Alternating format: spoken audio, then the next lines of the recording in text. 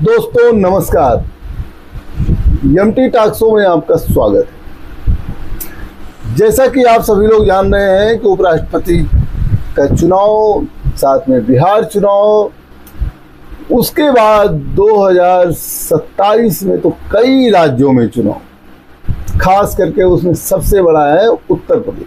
हालांकि गुजरात में भी चुनाव होगा, बंगाल में भी हो सकता है चुनाव हो।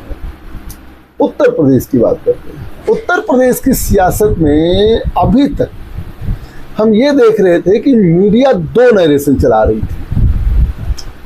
एक बीजेपी गठबंधन, एनडीए गठबंधन, जिसमें सुहेलदेव भारतीय समाज पार्टी, अपना दल यस, आरएलडी और निशान पार्टी। दूसरी तरफ इंडिया गठबंधन, जिसकी सपा अगुवाई कर रही थी, और कांग्रेस के साथ साथ कई और छोटे दल जो है वो इंडिया गठबंधन में थे। बहुजन समाज पार्टी को पूरी तरीके से इनकार करके चल रही थी। मीडिया में बहुजन समाज पार्टी के लिए तो जगह ही नहीं बचती थी। जब मायावती कोई प्रेस कॉन्फ्रेंस कर देती थी तो कहीं छोटा सा जो है छप जाता था। जब मायावती ने आकाश आनंद को अपना राष्ट्रीय संयोजक बनाया पार्टी का, तब वो छप गया। और जब जो है अभी हाल ही में अशोक सिद्धार्थ को पार्टी में वापस लिया, तब छप गया। इसके अलावा बहुजन समाज पार्टी को मीडिया जो है वो कमजोर दिखाती, हमेशा दिखाती।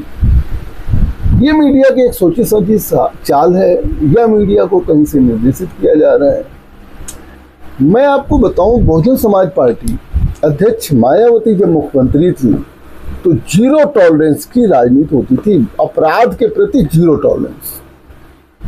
आपको बताएं, एक महानगर अध्यक्ष थे एक जिले के, बहुजन समाज पार्टी की सत्ता थी।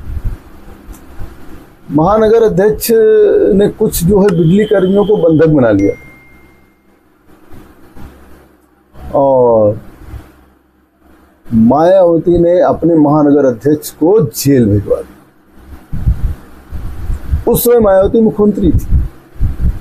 कहा जाता है कि जब मायावती मुख्यमंत्री थी तो अधिकारी जो है गर्दन नीचे किए रहते थे, ऊपर नहीं करते थे। बड़े बड़े अधिकारी वो निर्देश देती थी, पढ़ती थी, वो देखती थी कि क्या होता है।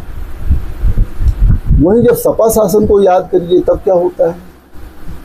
समाजवादी पार्टी अगर जो है सत्ता में नहीं आ पाई तो उसके पीछे ही रीजन था।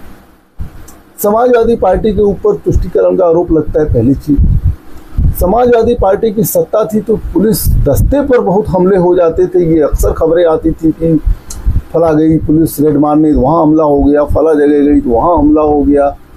प्रयागराज में तो एक आंदोलन हो रहा था, वहाँ जो है पुलिस वाले पर एक सपा के बंदे ने थप्पड़ मार दिया। हर जगह होता था। जमीन पर कब्जे की बहुत शिकायत आती थी। यहाँ तक कि कई जिलों में दंगे हुए, जिसमें कई बड़े रसूखदार मंत्रियों के फोन करने और बचाव करने की भी बातें सामने आई थी। समाजवादी पार्टी, इस मामले में समाजवादी पार्टी को भी मीडिया ने बहुत बदनाम किया कि समाजवादी पार्टी के राज्य में इस तरीके की चीजें होती हैं। वहीं भारतीय जनता पार्टी का शासन है। बेरोजगारी पर मीडिया सवाल नहीं उठाएगी, महंगाई पर मीडिया सवाल नहीं उठाएगी, भाजपा में कि सरकार में जो भ्रष्टाचार हो रहा है, जो बिना पैसे के काम नहीं हो रहा, उस पर सवाल नहीं उठाएगी। भारतीय जनता पार्टी सरकार में मंत्री और विधायक कहते रहते हैं कि मंत्रियों की और विधायकों की नहीं सुनी जाती है, उस पर सवाल मीडिया नहीं उठाएगी।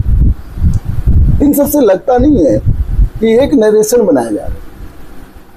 एक नरेशन बनाया जा रहा है। एक तरफ तो क्या कहते हैं कि अखिलेश यादव की सपा सरकार की कमियों को बताया जा रहा है, जबकि सपा सरकार गए 10 साल हो गए। और वहीं जो है योगी सरकार को मजबूत बताया जा रहा है। बहुजन समाज पार्टी की चर्चा नहीं। बहुजन समाज पार्टी की चर्चा क्यों नहीं हो रही? बहुजन समाज पार्टी की चर्चा इसलिए नहीं हो रही है कि बहुजन समाज पार्टी की सरकार में सब अच्छाई ही अच्छाई थी, कमियां थी नहीं। मायावती ने जिले बनाए, मायावती ने तहसील बनाए, मायावती ने रोजगार सृजन किया, मायावती ने जिनके पास घर नहीं था उनको घर दिया, मायावती ने जिनके पास जमीन नहीं थी उसको जमीन दिया। लेकिन बसपा की चर्चा नहीं होती, इसलिए कि बसपा की चर्चा अगर होगी तो शायद भारतीय जनता पार्टी बहुत पीछे दिखेगी।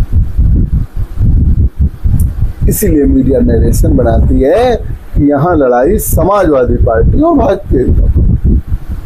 जब दो ही विकल्प रहेंगे तो लोग सपा को, कुछ लोग ऐसे हैं, कुछ वर्ग ऐसे, हालांकि सपा तो बहुत मजबूत हो गई है, समाजवादी पार्टी पीडीए का नारा दे करके जो है अपने को बहुत मजबूत कर लिया। इसकी बानगी 2024 लोकसभा में दिख भी गया है, जहां जो है सपा गठबंधन को 42 सीटें मिली, भारतीय जनता पार्टी को बहुमत नहीं मिल पाया, जिसकी वजह से योगी और केशव में टसन भी चलने लगा उत्तर प्रदेश में। हालांकि ये बहुत बड़ा रूप अभी तक नहीं ले पाया, लेकिन देखिए अभी प्रदेश अध्यक्ष भी बनना है, उसके बाद क्या होता, अभी भाजपा में राष्ट्रीय अध्यक्ष भी बनना है, अभी तो बहुत नदी में पानी बहना है। लेकिन ये देखा जा रहा है कि मीडिया में जो नरेशन है वो दो सेट किया जा रहा है। एक तरफ मीडिया वर्ग बताता है कि सपा के काल में ये था और भाजपा काल में ये, लेकिन बसपा की तुलना करने में डर लगता है। बसपा से तुलना करेंगे तो फिर दोनों सरकारें फेल हो जाएंगी। लेकिन फिर भी जैसे ही बहुजन समाज पार्टी अध्यक्ष मायावती ने ऐलान किया कि राष्ट्रीय संयोजक आकाश आनंद रहेंगे और 9 अक्टूबर को बड़ी रैली की जाएगी और बहुजन समाज पार्टी 2027 सत्ता लेने के लिए बेताब है, सत्ता की चाबी अपने पास रखने के लिए जो है लड़ाई लड़ेगी, तब से हमने देखा कि प्रदेश के कई जिलों में समाजवादी पार्टी और भारतीय जनता पार्टी छोड़कर तमाम लोग शामिल हो रहे हैं। अभी बस्ती में देखा गया सैकड़ों लोग जो है बसपा में शामिल हुए हैं। अभी आगामी दिनों में और लोग भी बसपा में शामिल होंगे। अभी तो आपको बता दें, जो सूचना है कि भारतीय जनता पार्टी में 100 विधायकों को टिकट कटेंगे। उन विधायकों में हो सकता है कुछ विधायक बैठ जाएं, भारतीय जनता पार्टी के साथ ही रहें, लेकिन बहुत से ऐसे विधायक जो पार्टी छोड़ेंगे तो समाजवादी पार्टी में नहीं जाएंगे, उनको बहुजन समाज पार्टी ज़्यादा मुफीद लगेगी और बहुजन समाज पार्टी में वो जा भी सकते हैं। अब बहुजन समाज पार्टी से ही तो भाजपा में तमाम लोग गए, तो बहुजन समाज पार्टी में अगर आते हैं तो बहुजन समाज पार्टी भी जिताऊ समीकरण को देखते हुए टिकट भी दे सकती है। बहुजन समाज पार्टी 2027 में वापसी कर रही है, ऐसा अगर मायावती कह रही तो उसमें किसी भी तरह की शंका मुझे नहीं लगती। मुझे लगता है कि इसका यही आधार है, कार्य।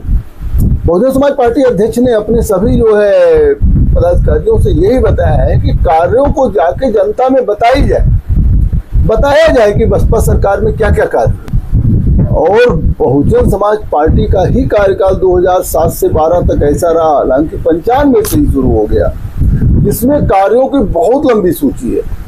इतनी लंबी सूची है कि जिसको आप खुली नजर से देख सकते हैं, चाहे वो नौकरियों के मामले में हो, चाहे वो जमीन आवंटन के मामले में हो, चाहे स्कूल कॉलेज के मामले में हो, चाहे जिला तहसील और कचहरी बनाने के मामले में हो, चाहे जो मंडल समीक्षा के मामले में हो, चाहे कानून व्यवस्था के दुरुस्तीकरण के मामले में।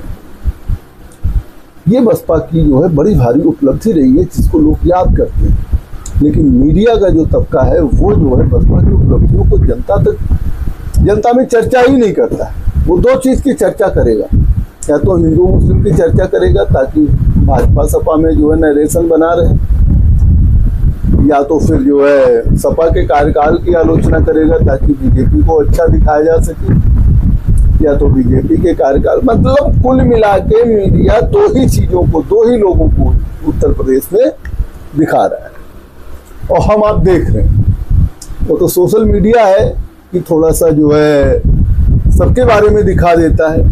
भारतीय जनता पार्टी क्या अच्छा कर रही है उसको भी बताता है, सपा क्या अच्छा कर रही है उसको भी बताता है, बहुजन समाज पार्टी क्या अच्छा कर रही है उसको भी बताता है।